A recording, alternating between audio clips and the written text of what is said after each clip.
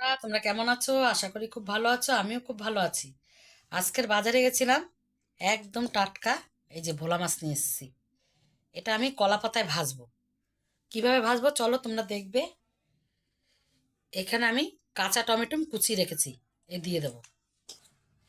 এখানে পেঁয়াজ কুচি দিয়ে দেবো,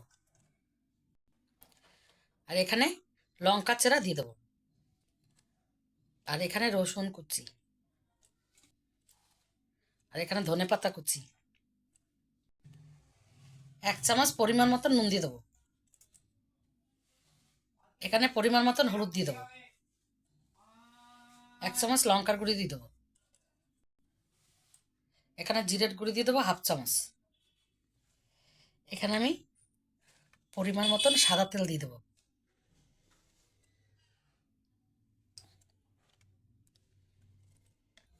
এবার ভালো করে মাছটা মেখে নেব সব কিছু দিয়ে।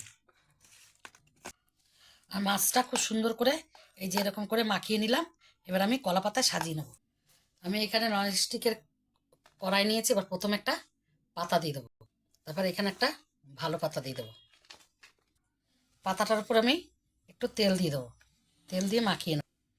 এখন আমি সাজিয়ে নেব। আমার সাজানো হয়ে গেছে, এখন আমি বসিয়ে দেবো। আমি এখন গ্যাসে বসিয়ে দিলাম, এটা আস্তে আস্তে করে জাল দেবো। আমার মাছ ভাজাটা একদিক হয়ে গেছে, আমি এখন উল্টিয়ে নেব। এখন আমি একটা পাতা দিয়ে দেবো। আমি এখন পাতাটা উল্টিয়ে দেবো, আর এক সাইড ভেজে নেবো আমি। বন্ধুরা, আমার মাছ ভাজা হয়ে গেছে।